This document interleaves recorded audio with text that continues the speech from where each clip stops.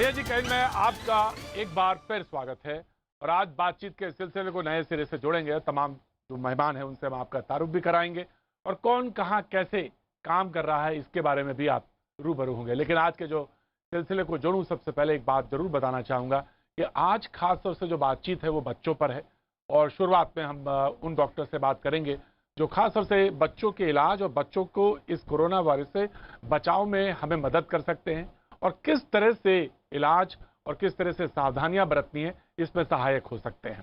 ये बात बिल्कुल दुरुस्त है कि जो नया वायरस है, जो ये नया वेरिएंट है, वो बहुरूपिया है, शातिर है, धूर्त है, इसलिए बहुत सजग होने की ज़रूरत है। अब तो आईसीएमआर ने जो गाइडलाइंस दी हैं उसमें घर पे भी आप जांच कर सकते हैं, उस पर भी हम जरूर बात करेंगे और किस तरह से पोर्टल है उसको डाउनलोड करना है और कैसे उसी पर वो फोटो खींच के भेजना है और कैसे कंफर्म होगा गोपनीयता, वो तमाम सारी बातें गाइडलाइंस पर हैं। लेकिन सबसे पहले ये जो कोरोना है कितना धूर्त और कितना शातिर है इस पर और बच्चों के ऊपर बातचीत, फिर आगे बढ़ेंगे धीरे से। जी,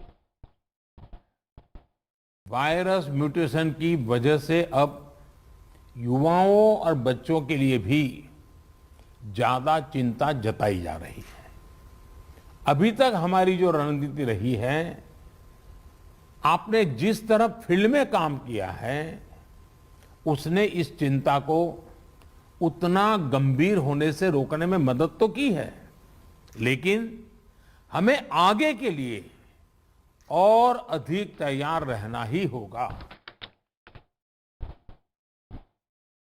तो हमको कैसे तैयारी करनी है और कैसे इस पे मजबूती के साथ खड़े होना। हालांकि अभी भी इस बात को लेकर तमाम सारी बातें हैं कि थर्ड वेव आएगी नहीं आएगी। बहरहाल हम इस पर ज्यादा नहीं, लेकिन ये सच है कि जो आंकड़े हमारे पास मौजूद हैं महाराष्ट्र से, उत्तराखंड से, दिल्ली में भी, उसमें बच्चे चपेट में आए हैं। अगर ये सेकेंड वेव है तो इसमें बच्चे चपेट में आए हैं और तादाद बड़ी है। उत्तराखंड में 9 साल से नीचे के बच्चों की तादाद भी है और जो आंकड़े बता रहे हैं उसमें महाराष्ट्र में काफी बड़ी संख्या में बच्चे इसकी चपेट में आए हैं।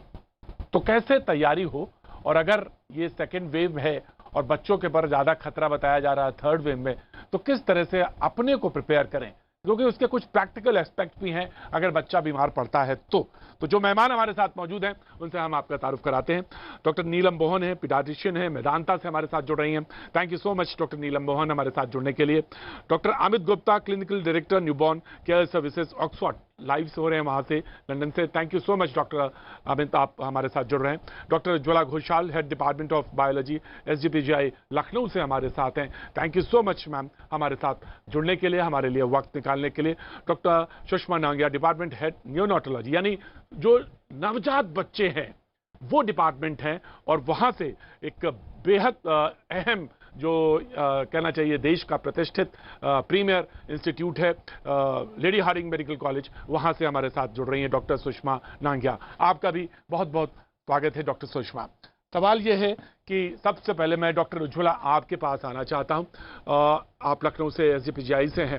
ये तमाम तरह के वेरिएंट्स की बात हो रही है, 3000 से ज्यादा बार म्यूटेट यहाँ देश में हो चुका है।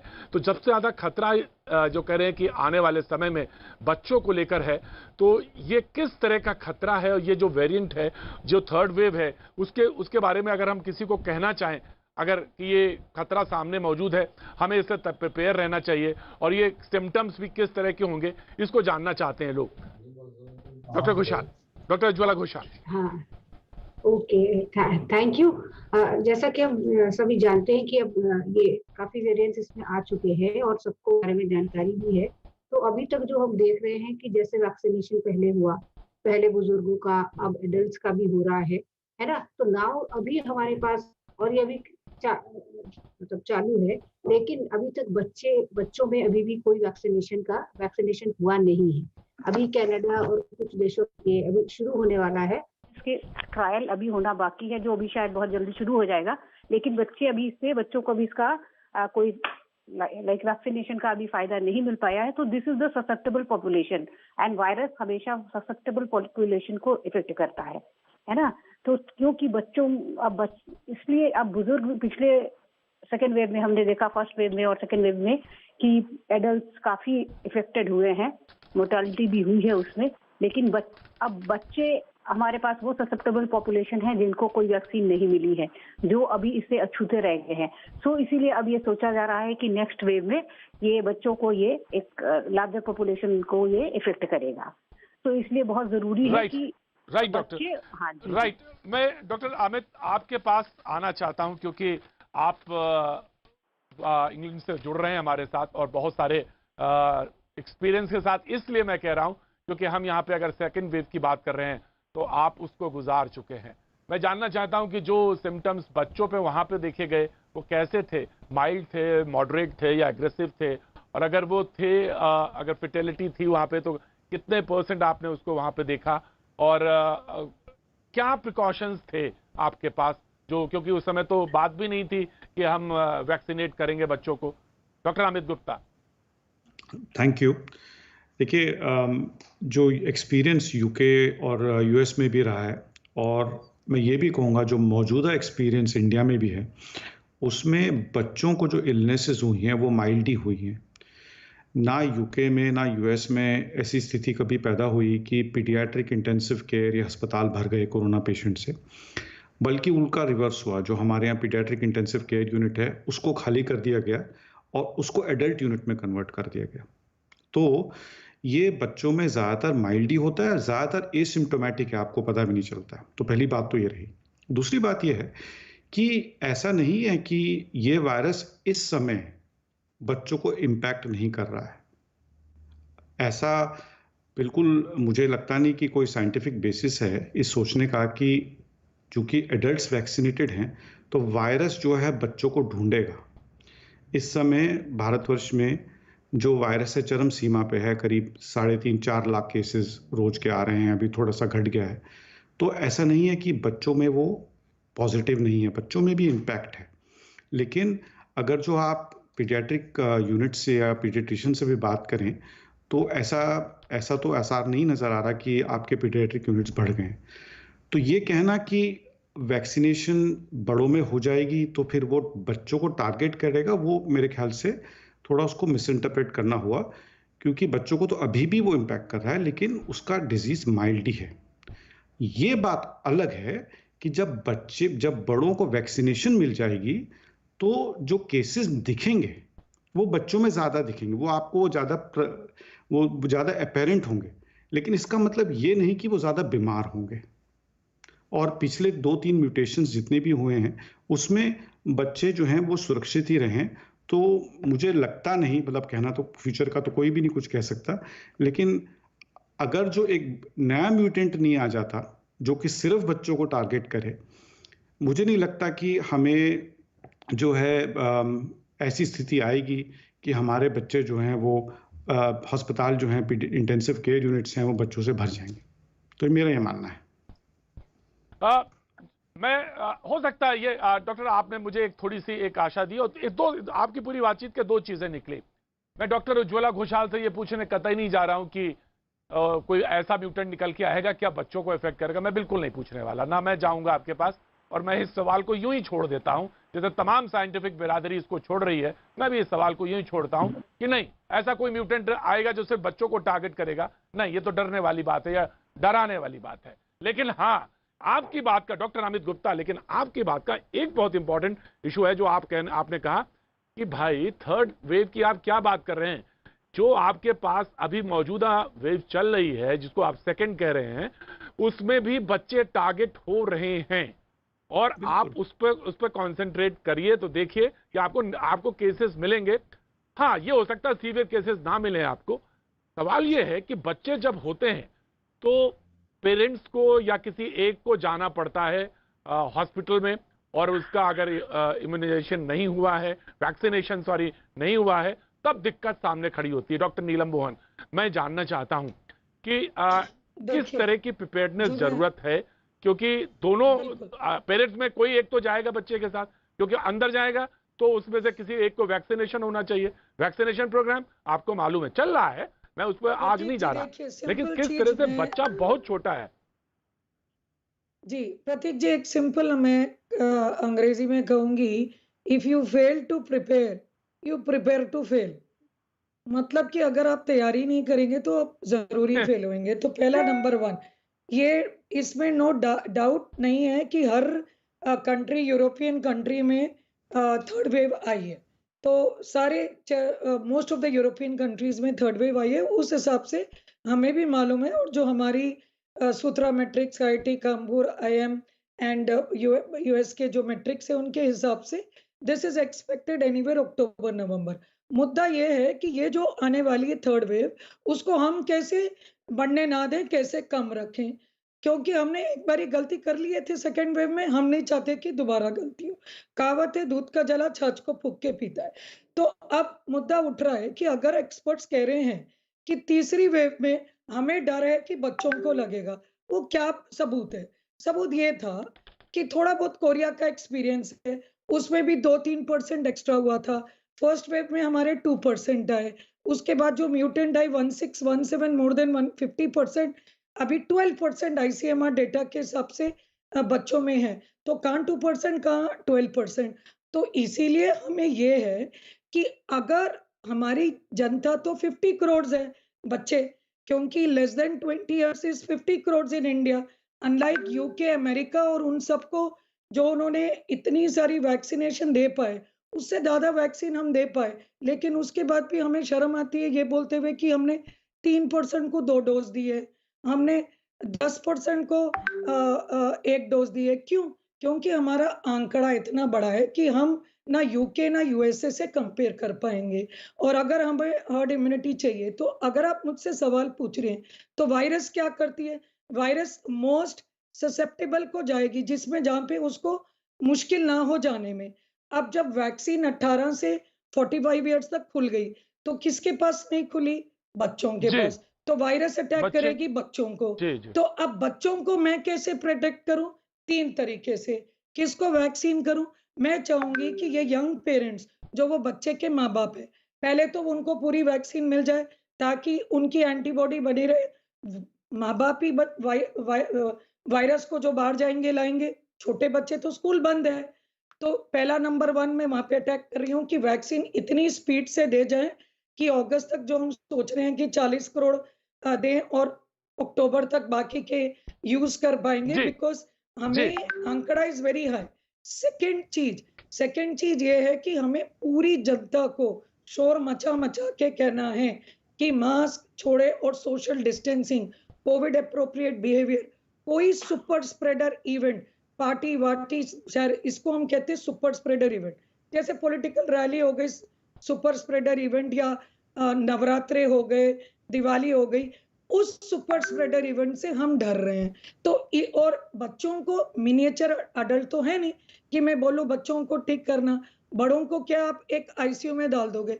एक नर्स 5 मरीज को, अडल्ट को देखेगी, अडल्ट भी अपना ऑक्सीजन ये वो करता है, बच्चा तो नहीं करेगा। बच्चे को उसके साथ अटेंडर भी चाहिए, बच्चे को नर्स की पॉपुलेशन राइट। ज्यादा चाहिए, नर्स की ऑफ कोर्स ट्रेनिंग चाहिए, मैम, बिल्कुल इंफ्रास्ट्रक्चर, बिहेवियर, तो इसीलिए चाइल्ड, इंफ्रास्ट्रक्चर मैम जरूरी है। Of course ma'am, child behaviour, उस पर मैं उस पहलू पे आ रहा हूं। लेकिन अभी तो मुझे तो सवाल जो सामने खड़ा हो रहा है वो सबसे ज्यादा बड़ा ये, जिसके लिए अमित जी इशारा कर रहे थे कि शॉर्ट तो नहीं कहा जा सकता कि आपने भी कहा कि थर्ड वेव आएगी, जी, बच्चों को बिल्कुल। टारगेट करेगी, और कोई आंकड़े नहीं है, कोई डेटा नहीं है। लेकिन मैं डॉक्टर नांगिया आपके पास आना चाहता हूं, सुषमा नांगिया आपके पास आना चाहता हूं। जैसे बात हो रही थी कि थर्ड डे के बाद सिम्टम्स हैं हमारे पास जो मौजूद है, कि थर्ड डे के बाद थोड़ा सा फीवर आया, फीवर के बाद थोड़ा सा जैसे अभी हो रहा है नॉर्मल, उसके बाद थोड़ा सा घबराने के लगता है आदमी। बच्चों को लेकर क्या कोई सिम्टम्स अलग हैं? और आप तो न्यूनेटल डिपार्टमेंट से हैं, नवजात शिशु से हैं, वो अलग इशू एक, और वो भी एक कंसर्न वाला है। तो कैसे प्रोटेक्ट करना है और कैसे सामने इसको मजबूती के साथ खड़े होना है इस पर, और प्रिपेयरनेस को लेकर, ये एक सवाल लगातार बन रहा है। डॉक्टर सुषमा नागिया। हाँ जी, बिल्कुल। थैंक यू मुझे न्यूज़ 18 इंडिया पे लेने के लिए और मेरे विचार जानने के लिए। तो जो आपने पूछा है कि बच्चों में जो सिम्टम्स है वो कुछ अलग है या नहीं, तो देखिए बच्चों में भी बुखार, शरीर में दर्द, सिर दर्द, खांसी, इस तरह के लक्षण दिखेंगे। उसके साथ-साथ बच्चों में जो है एब्डोमिनल सिम्पटम्स यानी कि जैसे पेट दर्द, डायरिया, वॉमिटिंग इस तरह के सिम्पटम्स मिल सकते हैं। खाने में जो है उसकी एपेटाइट कम है या पुअर फीडिंग है और कुछ बच्चों को कुछ रैशेज़ जैसे स्किन पे रैशेज़ आ जाएँ, दाने आ जाते हैं, इस टाइप के या आँखों में लाली आ जाती है, इस टाइप के सिम्पटम्स मिल सकते हैं। सो यूजुअली बच्चे ऐसे प्रेज़ेंट करेंगे और बुखार जो है वो प्रेडोमिनेंट सिम्पटम है।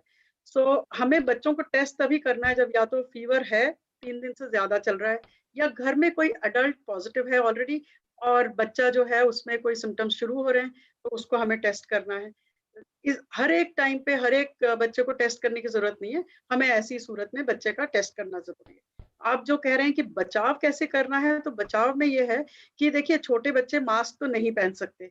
सो तकरीबन 6 साल से छोटा बच्चा मास्क पहने और उसको हैंडल कर पाए ये पॉसिबल नहीं है और स्पेशली और छोटे बच्चे तो बिल्कुल भी नहीं क्योंकि सफोकेशन का भी डर होता है। तो इसमें क्या है कि जो घर के बाकी मेंबर्स हैं, जो एडल्ट्स हैं, उनको appropriate social distancing, face masking, hand hygiene और सर्फेसेस क्लीन करना है, ये एंश्योर करना है। लेकिन बच्चे से अपने आप को माँ-बाप को जी। दूर नहीं करना है, चाहे वो खुद पॉजिटिव हैं और बच्चा पॉजिटिव नहीं है, तब भी वो अपने सारे सोशल डिस्टेंसिंग, मास्किंग वगैरह करके बच्चे के साथ रहें और अगर बच्चा पॉजिटिव है तो भी उसके माँ-बाप में से कोई एक जना बच्चे की देखभाल करे क्योंकि बच्चे पे साइकोलॉजिकल असर भी बहुत ज़्यादा बुरा होता है अगर हम उसको अकेला छोड़ दें। वो ही may not be able to take care of himself.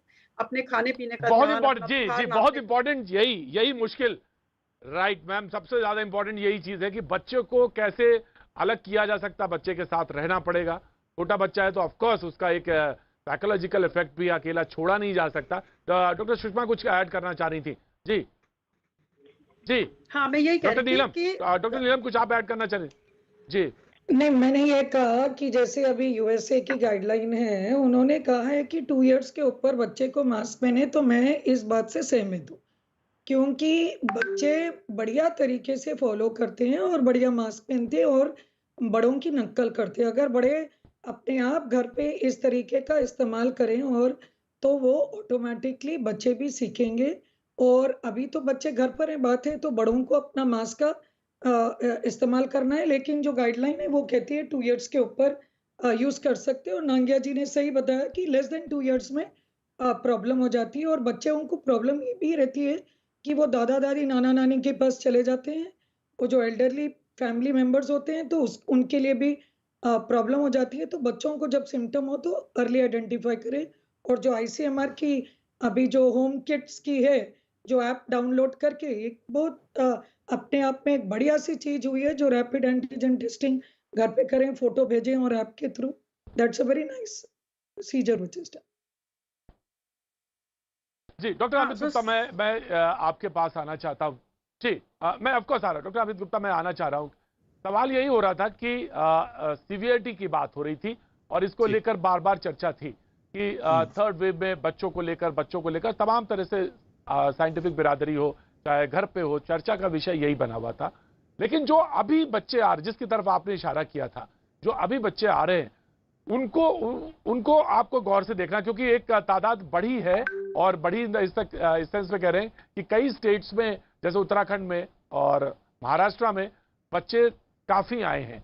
ये जो केसेस हैं इनमें माइल्ड से मॉडरेट तक की बातें कही जा रही हैं, लेकिन जिस तरह से हमने देखा एडल्ट में कि ऑक्सीजन लेवल को लेकर बात होने लगी, भागम भागी होने लगी, हालांकि चीजें अब कंट्रोल में है, लेकिन ये स्थिति बिगड़ सकती है क्या बच्चों को लेकर भी? हमको इस पे प्रिपेयर्ड रहना चाहिए या इस पर ध्यान देना चाहिए? डॉक्टर अमित गुप्ता।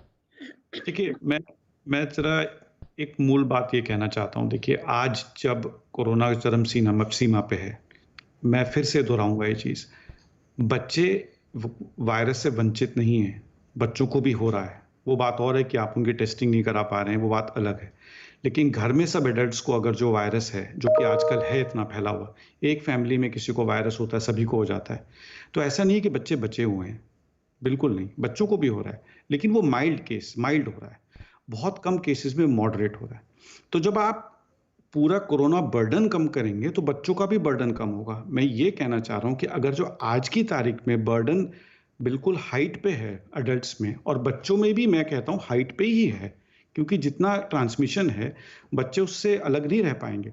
लेकिन अगर जो आज हम ये नहीं देख रहे हैं कि हमारे अस्पताल बच्चों से भरे जा रहे हैं, या फिर हम ऐसा नहीं देख रहे हैं कि बहुत सारे बच्चे आईसीयू में हैं, तो जब ट्रांसमिशन कम होगा, जब आप एडल्ट्स को वैक्सीन दे देंगे और सोशल डिस्टेंसिंग थर्ड वेव में कम थोड़ी ज़्यादा ही होगी, अब लोग जैसे नीलम जी ने कहा ना, छाछ भी फूक फूक के पिएंगे सब, तो थोड़ी और एहतियात बरतेंगे, तो आने वाले वक्त में जब केस लोड ही कम होगा और बच्चों में प्रोपोर्शनेटली केस ही कम होंगे, तो फिर हम क्यों एक्सपेक्ट करें कि इंटेंसिव केयर यूनिट्स या अस्पताल में एडमिशन बढ़ जाए। मैं ये कह रहा हूं कि अडल्ट्स में लोग कम होंगे क्योंकि वो वैक्सीनेटेड हैं। इसका मतलब ये नहीं है कि बच्चों में ज्यादा होंगे।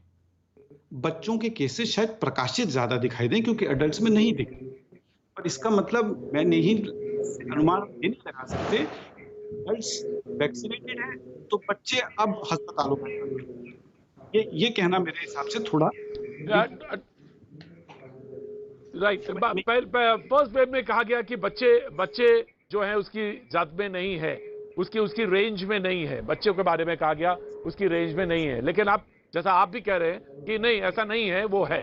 मैं डॉक्टर उज्ज्वला घोषाल, मैं आपसे ये जानना चाहता हूं कि हालांकि वो सवाल मैं उस तरह से लेके आना चाहता हूं। डॉक्टर अमित कुछ जोड़ना चाह रहे हैं? डॉक्टर अमित कुछ आप कहना चाह रहे थे? मैं कह रहा हूं कि फर्स्ट वेव में भी आपने बच्चों को आइसोलेट नहीं कर पाया। ऐसा नहीं कि वायरस पहले वेव में सिर्फ एडल्ट्स को इफेक्ट कर रहा था और बच्चों को नहीं कर रहा था, ऐसा नहीं था। और सेकंड वेव में भी कुछ ऐसा नहीं है। तो थर्ड वेव में सिलेक्टिव बच्चों को इफेक्ट करना, वो सोचना वो थोड़ा मुश्किल लगता है। मैं ये नहीं कह रहा हूं कि आप याद ना बरतें, पर मैं कह रहा हूं कि ये जो फियर है, वो फियर को थोड़ा हमें कम करना जरूरी है, क्योंकि अगर जो अभी भी ज्यादातर बच्चे एसिम्टोमेटिक हैं और ज्यादातर माइल्ड डिजीज हैं, तो ऐसा क्या होगा थर्ड वेव में कि वो एसिम्टोमेटिक ना होकर सिम्टोमेटिक हो जाएं और वो अब अस्पताल में दाखिल नहीं हो रहे हैं, फिर अस्पताल में दाखिल हो जाएं। ऐसा क्या होगा? क्योंकि वायरस तो पलटा नहीं है। अगर जो वायरस पलटता है और वो बच्चों को ही टारगेट करता है, तब हम समझते हैं। दूसरी बात मैं कहना चाहूंगा, जो वैक्सीन की बात करी थी, जो दोनों डॉक्टर्स हैं जो कि अच्छी तरह से जानता हूं, तो वो बिल्कुल सही है। आपको वैक्सीनेशन यंग पॉपुलेशन में करनी जरूरी है, वो इसलिए भी क्योंकि उससे ट्रांसमिशन रुकता है। देखिए, बच्चे स्कूल जाएंगे और वहां पे वायरस लेंगे, तो वो वायरस सर्कुलेट होकर एडल्ट, तो वो एक्चुअली अगर जो आप बच्चों को वैक्सीनेट कर रहे हैं तो उसके दो पर्पसेस हैं। एक पर्पस है कि आप सोसाइटी में जिससे वायरस सर्कुलेशन कम कर, उसका दूसरा पर्पस है कि बच्चों में आप सीवियर इलनेस रोकते हैं। पर वो that is a small purpose. बड़ा पर्पस है कि वैक्सीनेशन से जो वायरस मैं डॉक्टर उज्ज्वला, मैं आपके पास आ रहा हूं और यही जानना चाहता हूं, क्योंकि बार बार सवाल को मैं बचना चाह रहा था, लेकिन सवाल वहीं घूम के कि जैसी बात हो रही थी कि पलट के ऐसा कुछ पलटा आ जाए या उसमें कोई ऐसे वायरस में ऐसा कोई म्यूटेशन आ जाए बच्चों को लेकर। जरूर मैं आपके पास उज्ज्वला आ रहा हूं, लेकिन डॉक्टर नीलम कुछ कहना चाह रही थी, उससे कुछ डिफर कर रही थी अमित जी से। जी डॉक्टर नीलम जी से इस बात पे डिफर करी थी कि उन्होंने कहा था कि फर्स्ट वेव में भी बच्चे हैं, सेकेंड वेव में भी बच्चे हैं, कुछ फर्क नहीं है। उस बात पे मैं डिफर करी हूँ कि जो आंकड़ा बता रहा है वो परसेंटेज का बता रहा है। मतलब ऑब्वियसली फर्स्ट वेव में 2% पॉजिटिविटी आई। मैं ये नहीं बोल रही हूँ सिम्टोमेटिक थे, मैं तो यही बोल रही हूँ कि majority are mild symptoms. Second wave में 12% आया। उसके लिए जो हमारे यहाँ पर जो म्यूटेंट आया 1617, और उसको अगर आप डबल म्यूटेंट कहो तो उसी में 0.1 या 0.2, 1617 म्यूटेंट यूके का नहीं है।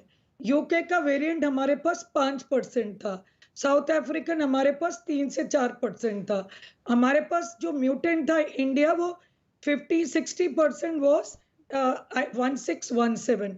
तो इसमें दो राहें नहीं है कि जो म्यूटेंट ये था वो 2% जो थे पॉजिटिव, उसके बदले 12% पॉजिटिव आए।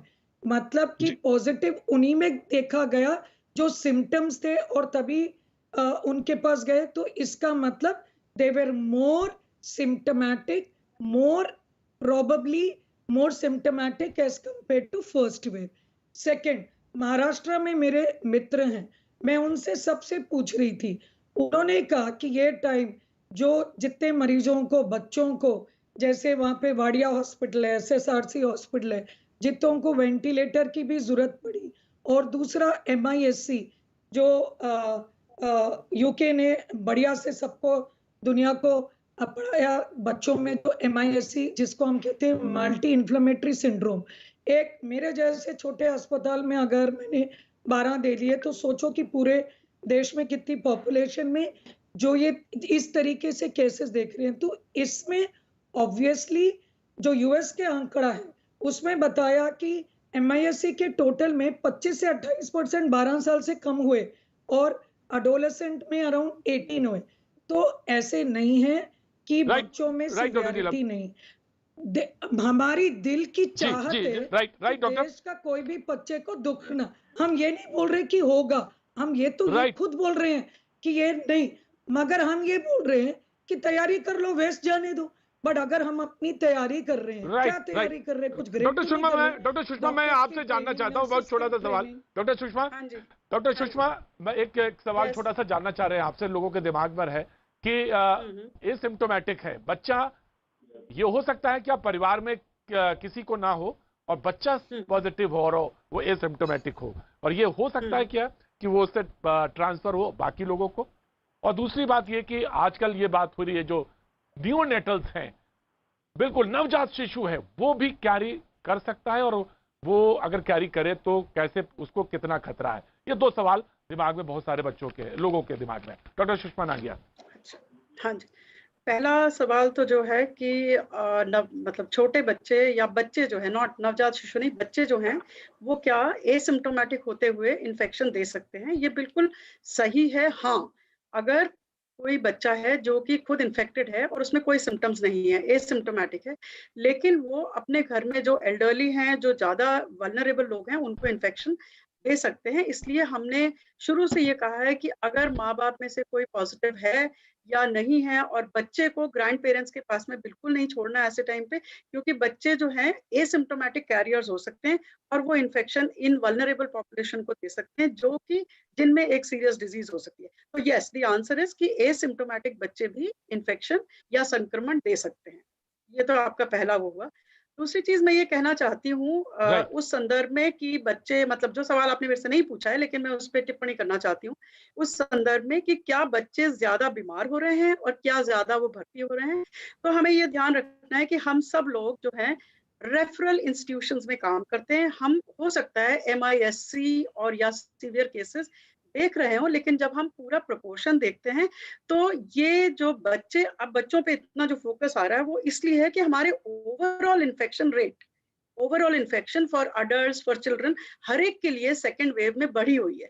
इसके चलते हमें ऐसा नजर आ रहा है कि हाँ, बच्चे ज्यादा इन्फेक्ट हो रहे हैं, ज्यादा भर्ती हो रहे हैं। बट मैं आपको फिर से ये सांत्वना देना चाहूंगी या समझाना चाहूंगी कि बच्चे जो हैं 70% तक बच्चे एसिम्प्टोमेटिक है, जिनको इन्फेक्शन हुआ है कोई सिम्टम नहीं है।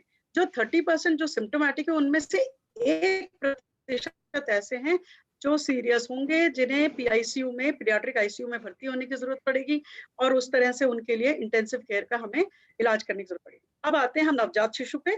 तो अगर माता संक्रमित है, मदर कोविड पॉजिटिव है, तो उसके बच्चे में क्या कोविड आ सकता है? मेरे ख्याल से आपका ये सवाल है, राइट? राइट। अगर बच्चा फीड करता है तो नहीं, फीड तो बाद में करेगा, अभी तो पैदा होएगा ना। तो अगर माता संक्रमित है और वो डिलीवरी के लिए आई है, तो क्या ऐसे बच्चे में संक्रमण माँ के थ्रू आ सकता है क्या? तो ये पाया गया है या ये देखा गया है कि बहुत ही रेयर, ना के बराबर ये फेनोमेना, यानी कि माँ से बच्चे को इंट्रायूट्राइन ट्रांसफर ऑफ इन्फेक्शन जो है वो बहुत ही कम, ना के बराबर देखा गया है। अब जो बच्चा पैदा हो गया है, क्या वो संक्रमित हो सकता है? हाँ, वो संक्रमित हो सकता है। उसको हम कहते हैं कि हॉरिजॉन्टल ट्रांसमिशन, और जो माँ के थ्रू जा रहा है थ्रू द प्लेसेंटा, उसे वर्टिकल ट्रांसमिशन कहते हैं। तो वर्टिकल ट्रांसमिशन ऑलमोस्ट ना के बराबर है, पर हॉरिजॉन्टल ट्रांसमिशन हो सकता है। तो ऐसे बच्चे संक्रमित हो सकते हैं, लेकिन उसके लिए हमें क्या करना है? उसके लिए हमें माँ से बच्चे को बिल्कुल दूर नहीं करना है। We have to keep the mother and baby together, और बच्चे को डायरेक्ट स्तनपान करना है, माँ की छाती से दूध पीना है, ना कि निकाल के दिया हुआ दूध। She has to directly breastfeed। उस टाइम उसे क्या करना है? मास्क पहनना है, हो सके तो डबल मास्क पहने, अपने सर्फेसेस क्लीन रखे, हैंड हाइजीन, हाथ धोए, और जो है बच्चे को गोदी में लेके उसको छाती से स्तनपान कराए। हाँ, ऐसे बच्चे को कोई दूसरा जो अभिभावक है वो बच्चे की देखभाल करे, जो माँ से करीब-करीब उसे 2 मीटर या 6 फुट दूर रखे और जब-जब बच्चे को स्तनपान का समय है, स्तनपान के लिए माँ की गोदी में दे। क्योंकि जो माँ का दूध है बहुत उसमें इंपॉर्टेंट पॉइंट, बच्चे को बहुत इंपॉर्टेंट पॉइंट बचाने आपने के लिए बताया, एंटीबॉडी बहुत आए। इंपॉर्टेंट, तो right. Let me just complete कि माँ के थ्रू जो दूध में बच्चे को बचाने के लिए जो एंटीबॉडी या जो बचाने के तत्व आ रहे हैं, उससे बच्चे को बिल्कुल वंचित नहीं करना है। वो बचाएगा बच्चे को संक्रमण होने से। बिल्कुल बहुत इंपॉर्टेंट पॉइंट, थैंक राइट। 100% बहुत कि इंपॉर्टेंट आपको पॉइंट है, ब्रेस्ट बहुत फीडिंग इंपॉर्टेंट जरूर पॉइंट देनी आपने डॉक्टर सुषमा बताया और ये क्लियर किया बहुत सारे लोगों को था। लेकिन मैं एक डॉक्टर उज्ज्वला, मैं आपसे चलते चलते एक सवाल और पूछ लेना चाहता हूं, और वो ये कि क्या ऐसा वायरस, क्योंकि बार बार वहीं पे आके बात रुक जा रही थी कि ऐसा म्यूटेट हो सकता है और बच्चों को ही निशाना बनाए या घातक हो, ऐसा हो सकता है? क्या ऐसा संभव है? देखिए, ये तो कोई डॉक्टर उज्ज्वला घोषाल। मतलब ऐसा प्रेडिक्ट करना तो अभी बहुत जल्दी होगा, ऐसा प्रेडिक्ट नहीं किया जा सकता है ना। And it's very very rare कि क्योंकि अभी ऐसा कुछ वायरस नहीं बना है कि जो एक स्पेसिफिक पॉपुलेशन को इन्फेक्ट कर रहा हो, कि एडल्ट को ही कर रहा हो या बच्चों का, ऐसा कोई वेरिएंट तो देखा नहीं गया है ना। तो इसलिए ये कहना तो बड़ा मुश्किल है कि भविष्य में क्या होगा। अभी जो हम बात कर रहे हैं और जैसा बाकी लोगों ने भी बताया कि ये क्योंकि अभी सेकेंड वेव में बहुत केस पॉजिटिविटी बढ़ रही है और उसमें बच्चे भी इन्फेक्ट हो रहे हैं, इसलिए ये आशंका की जा रही है कि जब सब एडल्ट लोग वैक्सीनेटेड हो जाएंगे तो हो सकता है कि थर्ड वेव में बच्चे ज्यादा इन्फेक्ट हो। पर ये एक आशंका है, इससे हमें डरने की जरूरत नहीं है। लेकिन जैसा डॉक्टर नीलम ने बताया कि डरने की जरूरत नहीं है, बट हमें प्रिपेयर होने की जरूरत तो है ही ना, कि हम जो फर्स्ट वेव में हम बिल्कुल प्रिपेयर नहीं थे, फिर हमें बहुत सारी परेशानियों का सामना पड़ा। Now we are better prepared. तो क्योंकि बहुत जगह थर्ड वेव आई है तो हम उसके लिए तैयार रहें, ये इसलिए ये सब बातें हो रहा है ना। और ऐसा वेरिएंट आएगा कि right right doctor, thank you so much. आप सभी लोगों का बहुत बहुत शुक्रिया। लेकिन तमाम सारे और लोग जो नए मेहमान है वो जुड़ेंगे हमारे साथ अगले उसमें ब्रेक के बाद। अभी वक्त एक छोटे से ब्रेक का, ब्रेक के बाद हम फिर आते हैं।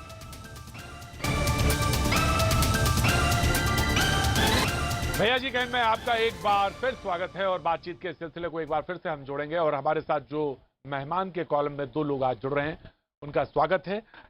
एक राजस्थान से आशीष मोदी जी जो डिस्ट्रिक्ट मैजिस्ट्रेट हैं जैसलमेर से, वो हमारे साथ हैं। और नीतीश कुमार जी जो डीएम हैं बरेली से, उत्तर प्रदेश से, वो हमारे साथ हैं।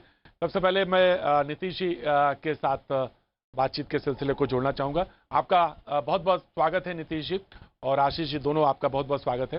नीतीश जी, ये कहा जा रहा है कि तजुर्बा जो है इस समय, लोकल तजुर्बा जो है वो बहुत काम का है और इसको इफेक्टिव तौर पे इस्तेमाल कर लोग, बहुत सारे लोगों ने एक्सपेरिमेंट किया है और उससे रिजल्ट भी अच्छे आए। मैं जानना चाहता हूं कि बरेली में, जहां पे आप बहुत अहम जगह पे उत्तर प्रदेश में हैं, मैं जानना चाहता हूं कि वहां का तजुर्बा क्या है और आपने किस तरह से एक्सपेरिमेंट किया है जिससे कि गांव की आबादी जो और शहर की आबादी, उन दोनों को आपने इफेक्टिव तरह से राहत को पहुंचाया है।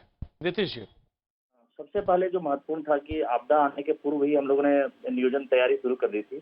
उसके तहत हम लोगों ने जो हमारे बेड्स चिन्हित थे, सरकार के द्वारा अधिकृत जो हॉस्पिटल्स थे, जो मेडिकल कॉलेजेस थे 3 हमारे यहाँ, और हमारा 300 बेड हॉस्पिटल थे, लगभग 1250 बेड्स हमारे पास थे। फिर हम लोगों ने 1000 लगभग प्राइवेट हॉस्पिटल्स में बेड्स तय कर लिए, क्योंकि हमें लगा कि स्थिति दिक्कत आ सकती है बाद में। तो इसलिए हम लोगों ने प्री प्लानिंग करके लगभग हम लोग 2047 बेड्स हम लोगों ने बना लिए। तो इससे हमें आपदा से लड़ने में काफी सहूलियत मिली और हम लोगों ने हॉस्पिटल में लोगों को भर्ती करा पाए। जिनका भी थोड़ा सा भी SpO2 में डाउन आया, कोई दिक्कत आई, तत्काल हम लोगों ने हॉस्पिटल में एडमिट किया।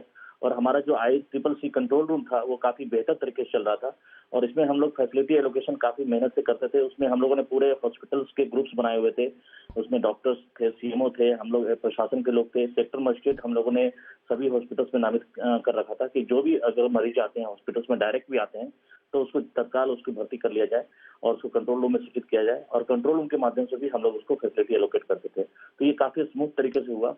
नीतीश जी, राइट नीतीश जी, सबसे अहम एक चीज और भी है जिसको बार बार चर्चा करते हैं कि जब कोई कार्यक्रम हो, जब कोई चीज हो तो चीजें बनाई जाएं, बड़ी की जाएं और उसके बाद जब कार्यक्रम खत्म हो जाए तो उसके बाद उसको डिसमेंटल कर दें। मैं जानना चाहता हूं कि ये मौका भी है जब जिस समय आप अपने डिस्ट्रिक्ट हॉस्पिटल को, अपने प्राइमरी हेल्थ सेंटर को और बेहतर से बेहतर करते जाएं और ये आने वाले समय में एक बहुत मिसाल भी बन सकता है। आपने क्या कुछ इस तरह की स्थायी योजना सोची है कि जहां तक हमारा डिस्ट्रिक्ट हॉस्पिटल है बरेली का उसको बेटर कर लें और उसको एक पैरेलल सामने ऐसा मिसाल के तौर पर खड़े और प्राइमरी हेल्थ सेंटर्स को हम और दुरुस्त कर लें।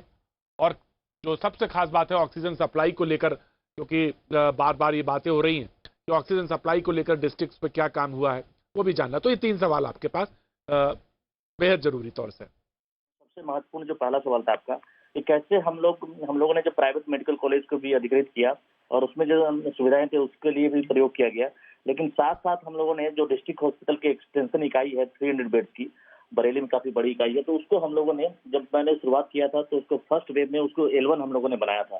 फिर माननीय मुख्यमंत्री के निर्देशन में फिर हम लोगों ने इसको 300 बेड्स का हॉस्पिटल के रूप में तब्दील किया है।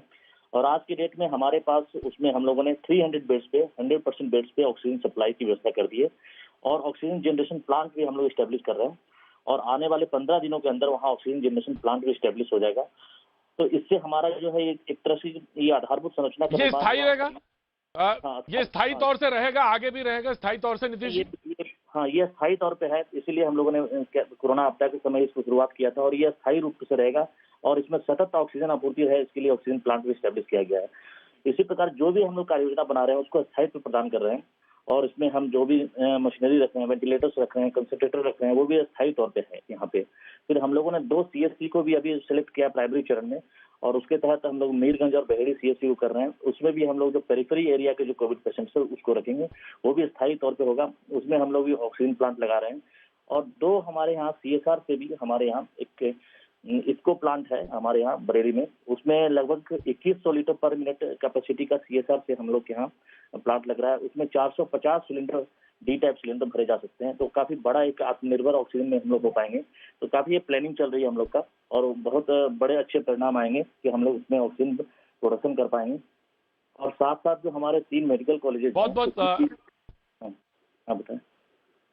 राइट नीतीश जी, एक अमूमन शिकायत लोगों को रहती है और मैं उम्मीद करता हूं कि उसमें आप एक नजीर बनाएंगे और वो शिकायत ये रहती है कि जो सरकारी हॉस्पिटल हैं उसके साजो सामान खराब रहते हैं और उसी के ठीक बाहर वो साजो यानी एक्सरे मशीन या स्कैन कराने वाली मशीनें सब ठीक रहती हैं। ये एक अपॉर्चुनिटी होगी और हम अपने इंफ्रास्ट्रक्चर को दुरुस्त कर पाएंगे और वो स्थायी रूप से उसका रखरखाव होगा और चाहे CMO चाहे एडमिनिस्ट्रेशन, लोकल एडमिनिस्ट्रेशन उसके लिए उत्तरदायी होगा।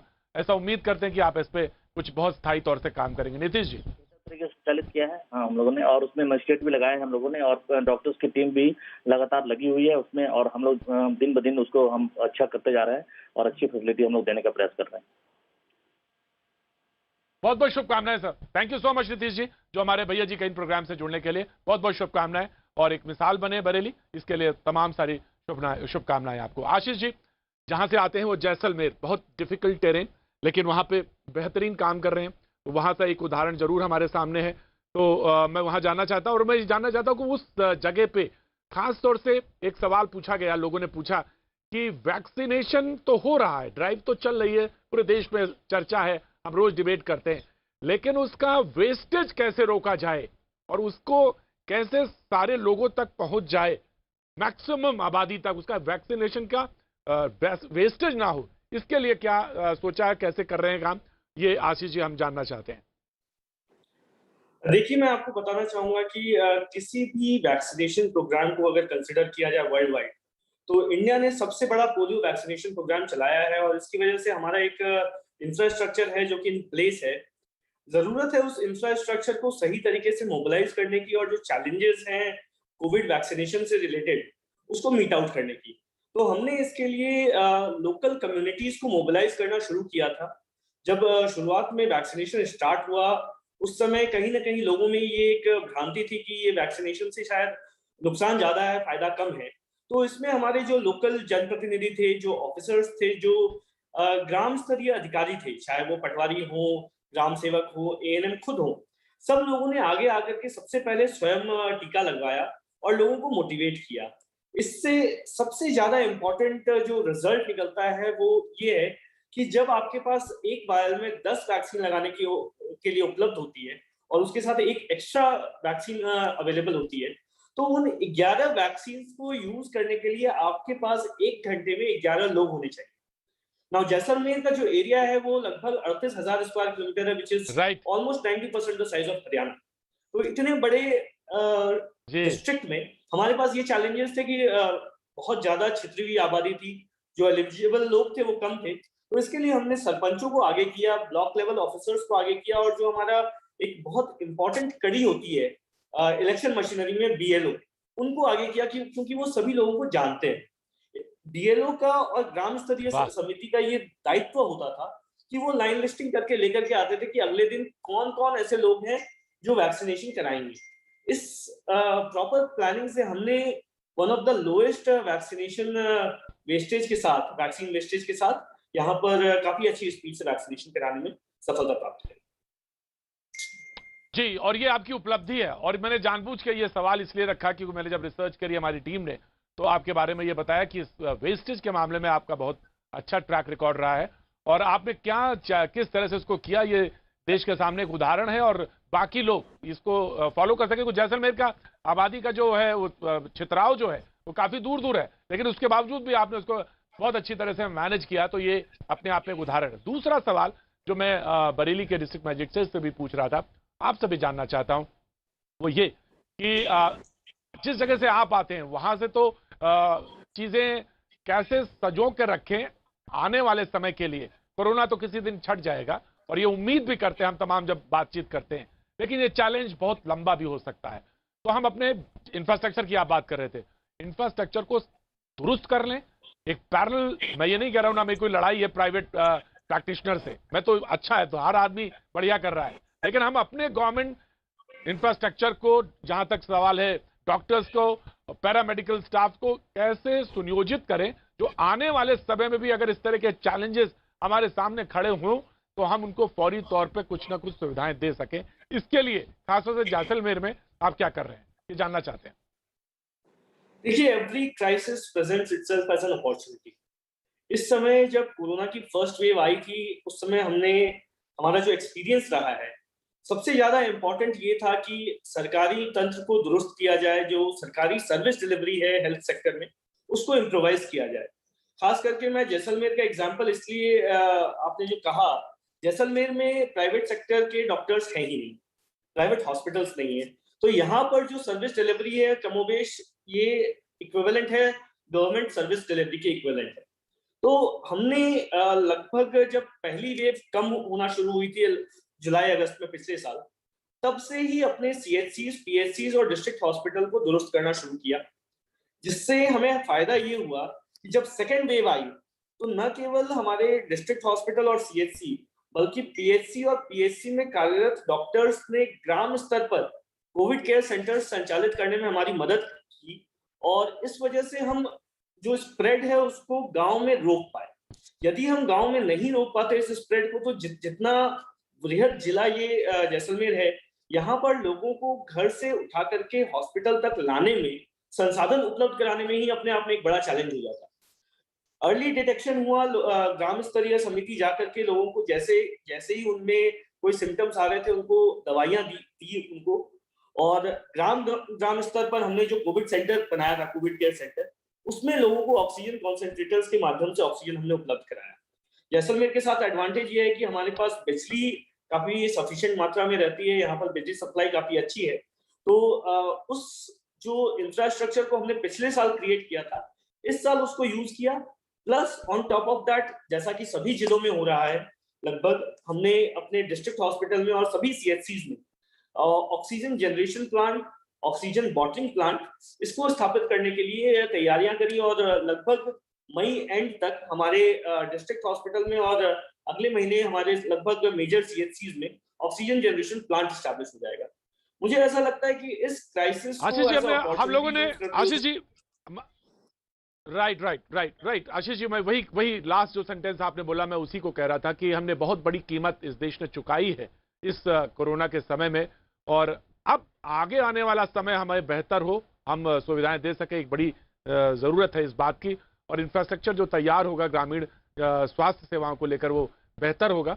बस एक सवाल जो दिमाग में सबके है वो ये कि हर चुनौती कोई ना कोई सबक देती है, तो जैसलमेर में वो कौन सा सबक है जिसको कि आप शेयर करना चाहेंगे देश के सामने कि जिसको लगे कि हाँ हम कहीं दूर बैठे हैं सुदूर, लेकिन हम उस पर कुछ कंट्रीब्यूट कर सकते हैं। आशीष मोदी जी।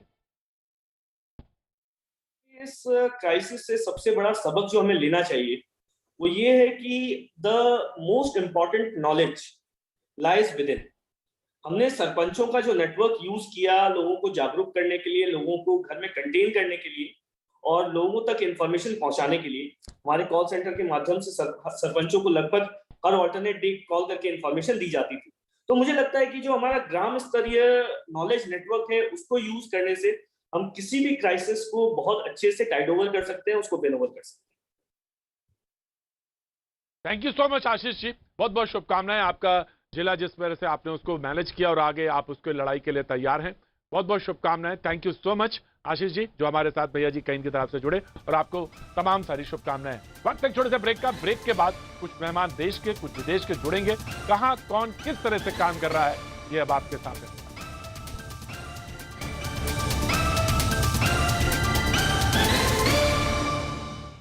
भैया जी कहीं में आपका एक बार फिर स्वागत है और बातचीत के सिलसिले को एक बार फिर से जोड़ेंगे। जब परेशानी मुसीबत बड़ी हो तो चरित्र भी बड़ा हो जाता है और कैरेक्टर तब निकल के सामने आता है। बहुत सारे लोगों को आपने देखा कि कैसे इस वक्त में लोगों ने लूटा खसोट करी, कालाबाजारी करी और मुसीबत का फायदा उठाया। दाम उतने जितनी बड़ी मुसीबत आपकी, लेकिन कुछ लोग ऐसे भी थे दूर बैठे हुए थे, समुद्र के पार थे, लेकिन उन्हें अपना देश अपना मुल्क याद आया और उन्होंने उसके लिए भरसक जितना हो सकता था उतना किया। ऐसी हैं हमारे साथ आज जुड़ रही हैं रितु छाबड़िया जो कि पुणे से हैं, 23 साल से समाज सेवा में है, पुणे की रहने वाली हैं और आपका जो ट्रस्ट है वो मुकुल माधव फाउंडेशन है, उसके माध्यम से काम कर रही हैं। बहुत बहुत स्वागत है, thank you so much Ritu जो आज हमारे साथ आप जुड़ रही हैं। बहुत बहुत शुक्रिया प्रोग्राम में हमारे साथ जुड़ने के लिए। हमारे साथ सलोनी सिंह जो है वो आगरा से जुड़ रही हैं और 1400 लोगों को मुझे बताया इन्होंने जान बचाई है। मैं सैल्यूट करता हूं आपको, बहुत बहुत स्वागत करता हूं प्रोग्राम में। भैया जी कहीं की तरफ से बहुत सारी शुभकामनाएं देता। अनिल गुप्ता जी हैं हमारे साथ, गाजियाबाद से जुड़ रहे हैं, जो कि जिन्होंने खुद कोरोना पॉजिटिव हुए लेकिन उन्होंने मदद अपनी नहीं रोकी और लगातार सेवा करते रहे। शमशान घाट पर तमाम तरह से जो मदद की जा सकती है वो लगातार देते रहे हैं। मैं उनका भी स्वागत करता हूँ, भैया जी कहीं की तरफ से सैल्यूट करता हूँ। सबसे पहले रितु मैं आपके पास आना चाहता हूं, जानना चाहता हूं कि जब बहुत मुसीबत है और मुसीबत पूरी दुनिया में है और अपने देश की जब तरफ देखें तो बहुत सारे हालात ऐसे थे जब समझ में नहीं आ रहा था, बड़े बड़े लोगों को समझ में नहीं आ रहा था कि कैसे करें। ऑक्सीजन सिलेंडर से लेकर दवाइयों तक, दवाइयों से लेकर लॉजिस्टिक्स की तमाम सारी परेशानियां थी। तो ऐसे में आपने देश की तरफ रुख किया, दिक्कतें आई होंगी लेकिन कैसे रास्ता निकाला और कैसे इस मुल्क की अपने अपने मुल्क की याद आई और किस तरह मदद की, जानना चाहता हूं रितु। पहले तो नमस्कार, थैंक यू। जो हमारा काम मुकुल माधव फाउंडेशन से है वो जैसा आपने बोला 23 साल से चलते आ रहा है और ये टाइम पर कोविड का जो 15 महीने से पूरे दुनिया में फैल गया है, हमारा काम बहुत पहले से ही चालू है। तो फरवरी 2020 से हमने चालू किया ये काम और जो काम करते आ रहे हैं माइग्रेंट्स को हेल्प करना या तो जो मेडिकल इक्विपमेंट्स हैं देना या जो खाना राशन के किट्स ये सब प्लान करना, ये सब हमने हमारे टीम्स के साथ, हमारी family friends like minded people जो हैं सब साथ में जुड़ के हमने बहुत सारा काम किया है। और ये जो सेकेंड वेव आया है इसके लिए जो कॉन्सेंट्रेटर्स वेंटिलेटर्स की जरूरत पड़ी है, ये हमने बहुत लोगों से बात करने के बाद पैसे साथ में जोड़ के हमने ये सब किया है। पर 3 अलग अलग जगहों से हमने ऑर्गेनाइज किया। एक तो यूके से जो ब्रिटिश ओरिजिन के डॉक्टर्स, जो इंडियन ओरिजिन के डॉक्टर्स यहाँ पर यूके में हैं, और दूसरे 2 NGOs हैं जो क्रेयो और स्लीप वेल हैं, बैपियो क्रेयो और स्लीप वेल हैं। उन्होंने मुझे कांटेक्ट किया कि ये सब सामान हमको भेजना है, तो ये आप हम लोग को हेल्प करेंगे क्या? तो फिर हमारे जो रिलेशनशिप्स हैं कतार एयरवेज में, उनके साथ हमारी बात करके उन्होंने प्रो बोनो ये भिजवा दिया हमारे लिए। पूना ये लंदन से बॉम्बे पहुंच गया। बॉम्बे में अशोक लेलैंड के जो व्हीकल्स थे, अशोक लेलैंड के थ्रू उन्होंने हमको व्हीकल्स दिए थे और उसके थ्रू हम 32 अलग अलग रिमोट रूरल जगहों पे पहुंच सके।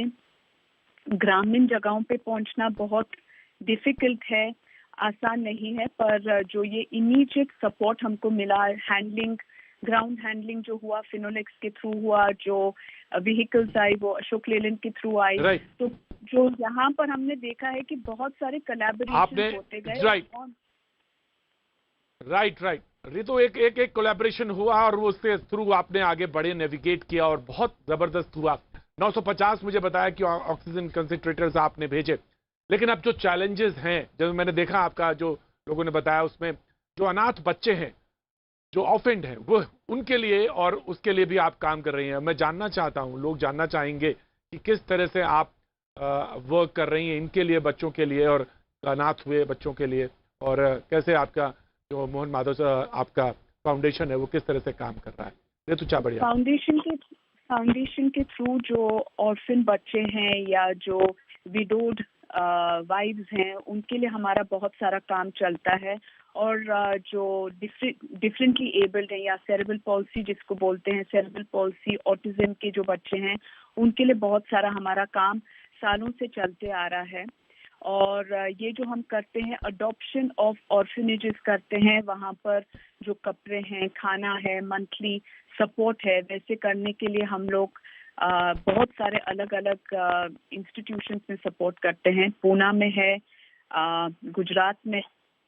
गुजरात में है, और रत्नागिरी में जो जहाँ पर फिनोलेक्स के फैक्ट्रीज हैं, वहाँ पर हम प्राइमरीली काम करते हैं, क्योंकि वहाँ पर उनका सपोर्ट सिस्टम जो ऑन ग्राउंड वो देते हैं, तो हमारे लिए आसान पड़ जाता है फॉलो अप करने के लिए।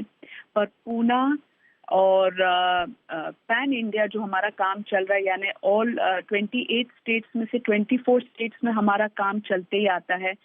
ग्राउंड सपोर्ट के लिए हमारे फ्रेंड्स मिल जाते हैं या जो लाइक माइंडेड ऑर्गेनाइजेशंस हैं, उनके साथ हम काम करते हैं, तो ये काम आसान हो जाता है। पर कोलैबोरेशन हमारी बार बार रहती है, हम अपने से कुछ नहीं कर सकते जब तक सब जुड़ के काम नहीं करें।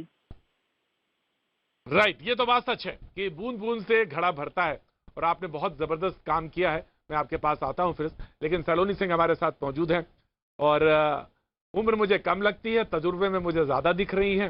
मैं जानना चाहता हूं कि 1400 लोगों की आपने जान कैसे बचाई है, मैं जानना चाहता हूं, लोग जानना चाहते हैं। सलोनी सिंह, पहले तो एक सैल्यूट भैया जी का इनकी तरफ से, और फिर आप बताइए, शेयर करिए। Thank you so much sir. और पहले तो मैं रितु जी को भी थैंक यू बोलना चाहूंगी। अभी मैंने सुना उन्होंने कितना अच्छा काम किया है सबकी मदद करने के लिए, लेकिन रितु जी से अलग जो हमारा काम था वो बहुत ही ग्राउंड लेवल पे काम था, विदाउट एनी फंडिंग, कोई फंडिंग नहीं है हमारे पास। बस ये चीज़ बहुत ही अचानक से शुरू की गई।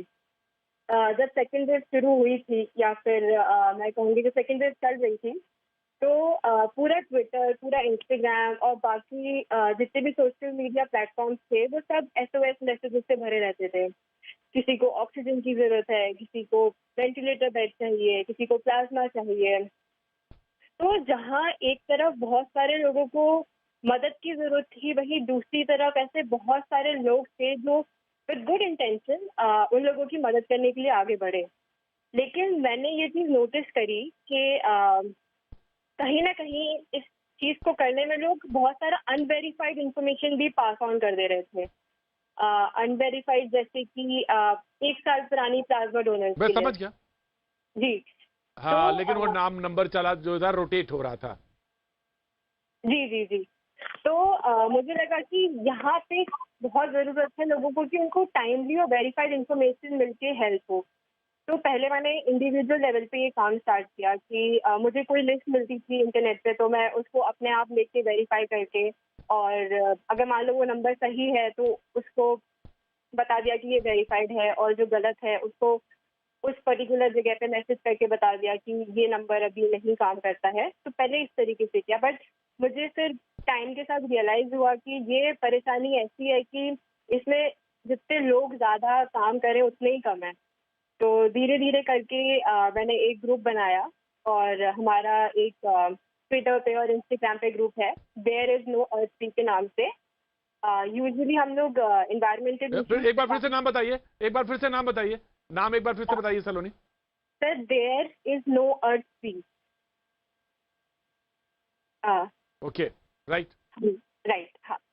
तो यहाँ पे अब सलोनी, आप मैं जानना चाहता हूं कि आप किस जगह पे काम कर रही हैं, आप किस लॉजिस्टिक्स के किस पहलू पे काम कर रही हैं, और आगे भी इसको कंटिन्यू रखेंगी, और लोगों के, क्योंकि अब ज्यादा जरूरत है, आप जैसे लोगों की अब ज्यादा जरूरत है, जब पैंडेमिक से थोड़ा सा किनारे आ रहे होंगे अब, और तैयारियों की और तमाम सारी बातें हो रही होंगी, समाज को बहुत सारी जरूरत होगी, तब ज्यादा जरूरत है आप जैसे युवा लोगों की। तो कैसे करेंगे फिर, क्या सोचा है आगे? सर आगे के लिए तो यही सोचा है कि जो हमारी टीम रेडी है, तो हम लोग यूजुअली ऐसे काम करते हैं कि किसी चीज़ की रिक्वेस्ट आती है या फिर जिन चीज़ों की कॉन्स्टेंटली जरूरत रहती है लोगों को, जैसे कि ऑक्सीजन हुआ या हॉस्पिटल बेड हुआ, तो हमारे पास उन चीज़ों की लिस्ट रहती है। हमने एक डाटा क्रिएट किया हुआ है जिसमें सिटी वाइज कोविड के कौन कौन से हॉस्पिटल्स हैं, गवर्नमेंट ने जो एम्बुलेंस के चार्जेस फिक्स कर दिए हैं, क्योंकि आपको भी पता होगा कि अभी कितना फ्रॉड चल रहा है, या फिर जो ऑक्सीजन प्रोवाइडर्स की लिस्ट है। तो हमने ये डाटाबेस क्रिएट किया हुआ है, और इसको हम टाइम टू टाइम अपडेट करते रहते हैं, वेरीफाई करते रहते हैं उनको फ़ोन कर करके कि आपके पास वो चीज़ अभी भी अवेलेबल है क्या। तो मुझे लगता है कि आगे भी हम लोग यही काम कंटिन्यू रखेंगे और एक बेटर डाटाबेस क्रिएट करने पे काम करेंगे कि डाटाबेस और एक प्लेटफॉर्म देने की कोशिश करेंगे। बहुत बहुत शुक्रिया, बहुत बहुत शुक्रिया सलोनी जी, अभूतपूर्व काम करने के लिए, और आज आप भैया जी कहीं में मौजूद हैं और एक सैल्यूट के हकदार हैं। अनिल गुप्ता जी, मैं आना चाहता हूं, आप तो कोरोना से वॉरियर भी हैं, जीत के भी आए कोरोना का, लेकिन आपने अपना काम नहीं छोड़ा, और शमशान जहां पे आप वर्क कर रहे हैं, शमशान घाट पे, वहां लोग अमूमन जाना नहीं चाहते, लेकिन ऐसा त्रासदी आई, ऐसी आपदा जब सब बहुत सारे लोगों को जाना पड़ा, और ऐसे भी लोग थे जिनके परिवार के साथ लोग नहीं गए, तो क्या मंजर था, कैसे मदद, और आगे क्या भविष्य की योजना, कैसे समाज को हेल्प करेंगे? जी अनिल जी।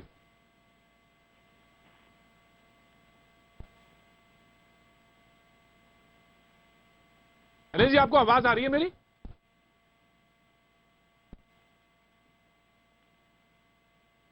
अनिल जी के पास शायद ऑडियो हमारी नहीं पहुंच रही है। विल ट्राई अगेन, मैं कोशिश करूंगा, लेकिन मैं ऋतु छाबड़िया के पास एक बार फिर से जाना चाहूंगा। ऋतु, देखा आपने कि अनिल जी भी हैं, सलोनी किस तरह से लॉजिस्टिक्स के जरिए काम कर रही हैं, लेकिन एक सिस्टमेटिक ऑर्डर में जरूरत है, और इस वक्त सबसे ज्यादा अगर जरूरत है कहीं, तो वो हिंदुस्तान के गाँव में जरूरत है, कहीं भी हो, किसी भी जगह। तो कैसे रिलीफ वहां तक पहुंचे, और बहुत सिस्टमेटिक ऑर्डर में, और जो चैनल है, एक सिस्टमेटिक गवर्नमेंट का जो चैनल है, उसके तरह डिस्ट्रीब्यूशन हो, किस तरह से इसको आगे बढ़ाया जाए, ये इसमें बहुत जरूरत है, काम करने की जरूरत है। सलोनी जैसे लोगों को गाइडेंस की भी जरूरत है कि जो आगे और सिस्टमेटिक वे में वो अपना एक्सपीरियंस आपसे साथ शेयर कर सकें, इसकी भी जरूरत है।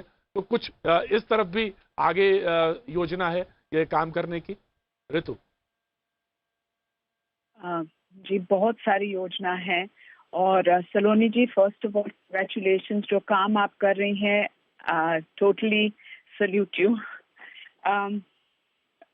ये जो आपने बोला कि काम छोटे छोटे गांव में करना है, या रिमोट एरियाज जैसे हम बोलते हैं, वहाँ पर इंफॉर्मेशन पहुंचती नहीं है, डॉक्टर्स जो होते हैं उनको सपोर्ट मिलती नहीं है, या तो डॉक्टर्स होते हैं या तो मशीनरी नहीं होती है, मशीनरी होती है डॉक्टर नहीं होती। ये सब चीज़ों का एक प्रॉपर प्लानिंग की बहुत ज़रूरत है।